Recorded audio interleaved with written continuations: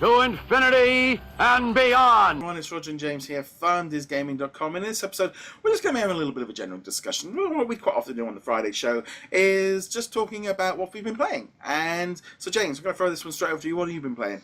Let's see. First off, I've been playing the new Life is Strange because I've been asked to do a review for that for CoinOp TV. Will be up this week, probably up by the time this video's out.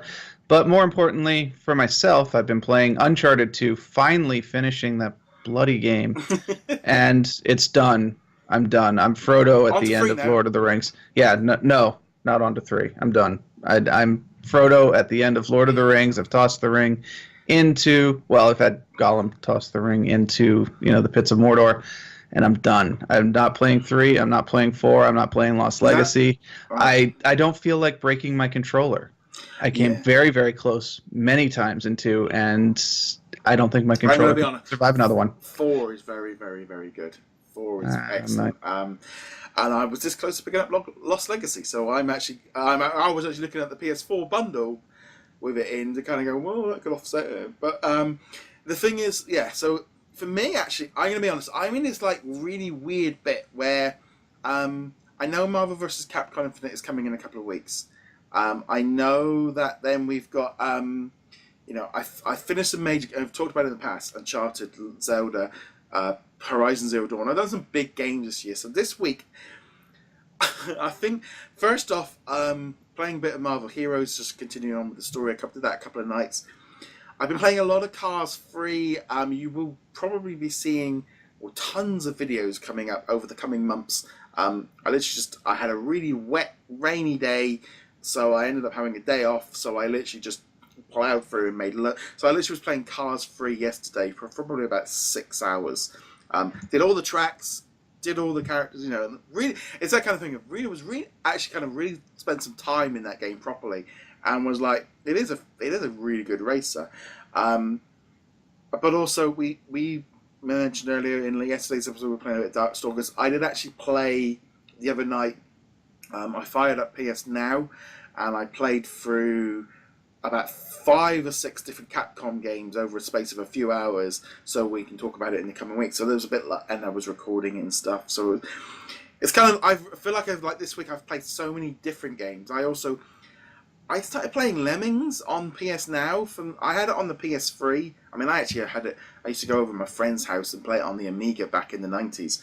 And I used to love it. And I remember having it on my Mega Drive. And I used to love Lemmings. And I saw it on the PS Now.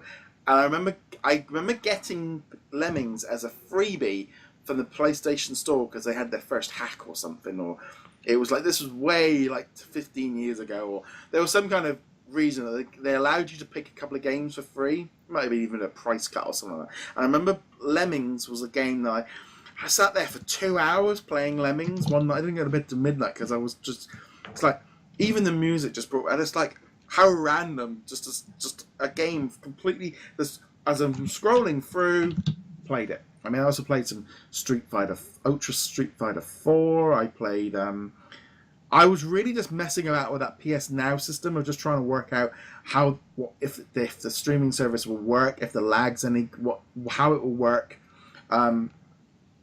and it seemed to be all right. Actually, it didn't seem to be causing me too. I definitely feel I'll actually just rather buy the backwards compatible games on the Xbox and play them instead. But yeah, I had a really weird week where I was just all over the place, just odd. Yeah, but we all have those weeks sometimes where we're just kind of play a lot of small games instead of a couple of big games. I think now that I'm done with Uncharted 2, I'm actually going to play Order 1886 or something like that. Not because I have any major compelling desire to play it, but I picked it up for a couple bucks, and it's a very short game, so I know I could probably finish it in an afternoon or two, and then move on with my life, which is kind of what I'm looking for right now. I even played an hour of Kingdom Hearts 1 yesterday as well, and streamed that one live. So you walked 20 paces and fought 3 Heartless? And no, I was battling against in the Cave of Wonders and running around the Aladdin bit, and just getting a bit annoyed I couldn't find the bell that I needed to get out of the area. But yeah, I have a feeling that actually for the next few weeks, I'm probably going to be in this mode where I'm not I'm not really going to get anywhere, but I'll be playing a lot of Marvel Heroes and Kingdom Hearts. I think that's probably what I'm just going to decide just to spend the next few weeks just knuckling down, rather than starting something new. Try and finish off something I've got. Try and finish Sonic Mania. Didn't get that done because there's a lot of games kind of creeping up, and there's some interesting ones coming through. Like we had Mario versus Rabbids, which I avoided, which I'm still not convinced that it's right for me. We got like Lego Worlds out on Switch. There's a few other titles and Pokédex and stuff like this, or Pokédex or whatever you call it. And I am a bit like, no, I'm not buying them because I don't need them. I don't need to have this in there. So it's a bit of an odd one. There is a lot coming out in the coming weeks, and I just feel like having a little bit of a palate cleanser and just trying to finish off a few older games. Yeah, I'm definitely in the let's finish off some games before the October, November, December rush, because I'm good until October 10th, which is when Shadow of War comes out. Presumably, yeah. As long as it's gets decent reviews, I'll be picking that up. Fire Emblem Warriors comes out later in the month, and then we've got November, which is Lego Marvel Heroes and Battlefront 2. So I'm trying to clear out some of these games. I picked up a number of PlayStation titles during some of their flash sales. I've got the God of War remaster to play through. I've got, Kingdom Hearts 1, 2, all of them. That's like 200 hours worth of stuff. I'm kind of hoping that by the end of December, those be like, oh, by the way, Kingdom Hearts coming out to PC, because Square Enix apparently loves putting all their stuff on PC. In which case, my PlayStation is going into the trade-in pile. But that's a different matter entirely. No, it's definitely that odd thing. I feel like and reading a lot online, there's a lot of like little indie games coming out. There's lots of everyone's talking about the fall just being this epic season, and it is. And I think there's a general consensus of there's a lot of good stuff coming out already, like creeping out at this time of the year. It's. I mean, I was watching like the Nintendo Nindies event the other day, and there was like a few different games popping up on that I like the look of. And it's like, okay, this is kind of interesting, but also, like I said. But this is the same as every year. Once you get to October, the big franchise titles, Call of Duty, Battlefront or Battlefield, the MMOs start popping stuff out. Yeah, everyone's getting their games out for Christmas, and they want to get it far enough in advance of Black Friday so that it doesn't cannibalize their sales, etc. And everyone's like, every year, be like, oh my God, this is the greatest year ever. It's so much great stuff. I'm like, I think I'm kind of over that at this point. But yeah, there's a lot of good stuff coming out. Yeah, I mean, they have been. There've been quite a few podcasts I've been listening to where they have been talking about this year being one of the best years because there has been so many top tier games, and there is that thing of like, trying to keep up with everything is impossible. Trying to, there's, and certain things as well. It's like Shadow of Mordor is something that I've not played the other ones, so it's like, I've got too much coming around that time, and it's why like Sony and Microsoft Microsoft maybe not, they ease off the exclusives at that time of the year because there's so many big titles coming out. Yeah, why try to compete with Destiny 2 and Battlefront and Call of Duty with your niche Knack 2. Exclusive? Knack 2 or whatever. Put it out in April or May. Give it a little time to polish, and then it doesn't have to deal with all these other stuff. We've got Forza coming out, Forza 7, but I've got Forza 5, I think, is now just downloading on my Xbox because I've never played one. My kind of racing games need either a guy with a hat on or a car with a face on, to be honest. And that's fine. I think in that case, Forza Horizon would be a better choice because that's the open world rally game. But Forza 5 is not the best example of the series because it was the one that they launched with the Xbox One, and it was pressed out to release before it was really ready in terms of the number of features available. Now it runs perfectly great, and there's a great car selection, but they should have given us Forza 6 because that's such a better representation of the series than 5 is. Yeah, I think that's just in general now. There are so many games and so many people jumping on, and there's a lot of people I think now that literally, you tend to sort of, there is a thing of game comes out, everyone's playing it for a week or two, and then the next game comes out, and then everyone's playing that for a week or two. And you do wonder how many people are actually finishing these games, or they just keep jumping on to the next ones, because It is an odd one. I mean, I think like Sonic Mania hit, and that was great, and I enjoyed playing that for a couple of weeks. But again, I didn't finish it. Something else just came up and jumped onto it. But yeah, there's a lot of games. I was just looking at it. It's like, I mean, we've literally got Marvel vs. Capcom. I mean, for as far as like me, it's Marvel vs. Capcom, Cuphead, and then it's Disneyland Adventures, Rush. I'm going to be playing Super Mario. I've got WWE. I didn't pre-order Assassin's Creed because I'm not going to have time to play it, I don't think, for a while. Then Lego Superheroes 2, Star Wars Battlefront 2. That is my lineup between like now and Christmas. And I could actually do with some of them being a little bit sort of, they could push Battlefront back to December and I'd be fine with that at this precise minute because personally, it's timing. I mean, Battlefront beta will be out first weekend of October, so I'll be trying to get in on that as well. There's a lot coming out, and yeah, and they talk about there's this whole thing about getting you in on a service and trying to keep you in this place and it's like there's a lot to distract you, and the idea of trying to keep you in a service. In some ways now it's like there's a massive supermarket of games out here now to try. Don't restrict yourself to just sucking on tomatoes. So here, and for whatever reason, what you were just saying triggered this thought in my head. Is like, how many of these games have loot boxes in them? This year, just specifically between October and December, how many of these games have loot boxes? Because that's the current, like, we're going to hook you in and keep you playing because you need to log in to get the loot boxes. I know Battlefront's going to have them. I mean, Destiny 2 is an MMO, so that's, of course, having. I don't know. Call of Duty's had their version of loot boxes for a while, and Shadow of War is going to have it. Assassin's Creed's going to have some form of.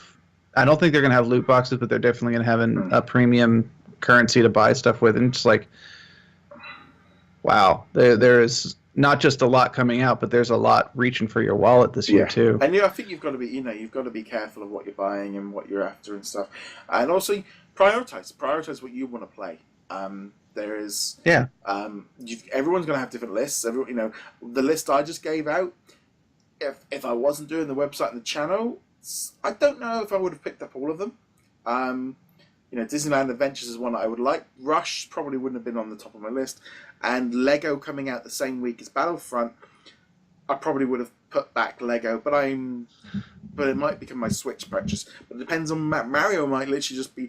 I'm expecting Mario Odyssey to completely just suck me in for a long time. Yep.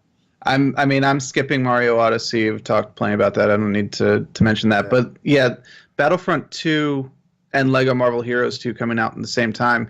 If we weren't going to be talking about both of those games here, I'd probably let Lego Marvel Superheroes 2 hold off until 2018, especially since Lego games go on sale pretty quickly, and they go on pretty deep sale. They rely very heavily on those first week sales, the first week purchases, and then you can normally get these games for $20 or $30 within 3 or 4 months. Heck, as we're recording this here in the States, Lego City Undercover for the Switch was on sale for just over $20, and it's only been out. I mean, granted, it's been out on the Wii U for a long time, but it's only been out on the Switch for a month and a half, give or take. I'm definitely feeling now with Lego Marvel, I'm going to go Switch because I feel like I can play it a little bit away from the main screen. Might not look as nice, but it feels like the natural place for it. Lego games just feel like the kind of games that the Switch is for. Yeah. Being able to transfer between the docked mode and the handheld mode. I'm still not sure which version I'm going to get. I might get the PC version because I do like just being able to sit here with an Xbox controller and playing it. But if it's a good game, I could also totally see double dipping and buying it now for PC and then later just having it the Switch so I can have it wherever the heck I want to play. I talk about when people talk about there's not a lot of games, I'm not actually going, well, I'm buying Mario, WWE and Lego Superheroes within 3 weeks of each other. It's like that's quite for a console that's got no games. That was it's a lot more than Xbox. Well, again, depends on like exclusives and which system you end up buying, because I love my Xbox, but almost all the games that we're talking about here, Shadow of War, Lego Marvel Superheroes, Battlefront 2, my primary platform for these are probably going to be PC. Lego, again, might be Switch, might be not. And then I'll also be getting Fire Emblem Warriors, which is Switch exclusive, 3DS exclusive. I think the only game I'm looking at here that's not Switch or PC might be Forza 7, and I'm still kind of going back and forth on whether I even want to get it, just because of the press of games that's coming out at this point. It's definitely that kind of thing of like it filling through. I mean, I was watching something the other day, and they were talking about how, they're all like, well, people just need to accept, Nintendo just accept that their Switch is a handheld and no one uses a docked, and it's just a port. That's not true at all. And I'm sitting there going, honestly, I use my handheld. I use it in handheld mode once a week, and I use it on TV mode all the time. Maybe in your environment, you've picked the Switch has become the Vita, and it's your portable device, and you sit there playing it in bed and stuff. But yeah, I was a little bit like, it's just a 3DS replacement or a Vita replacement. Like, actually, I use it a lot more as a whole, as it's nice having the flexibility of it. But yeah, it was something that caught me off a little bit off guard. I was like, no, actually, no, this is not just a portable device for me. I think the Switch is one of those ones where you're going to have a lot of variants based on your local environment. Yeah. What these people, they're talking about it only being handheld. That might be just because they and their friends treat it as a handheld, whereas you and I, we prefer to be on the couch when we're gaming or whatever. In which case, I'm totally using it as a console. I think as well as that, it depends really on, if you're using it for lunch breaks, if you're using it on traveling to and from. I mean, I think especially with games journalists and stuff, I think they're doing a lot of, they're doing all the conferences and they're on the road, so they're taking the Switch with them all the time, and that's where that kind of comes into it. But no, it just looks like it's going to be a great selection of stuff coming up. So, on that note, we'd love to know what you've been playing lately. We'd love to know what you guys have been thinking and stuff. And as per usual, you can check us out on all the different social medias. Check us out over at DisKingdom.com. Where can they find you, James? You can find me heroiclegacy.com. And on that note, guys, thank you very much for watching. See you guys soon. Laters. Later.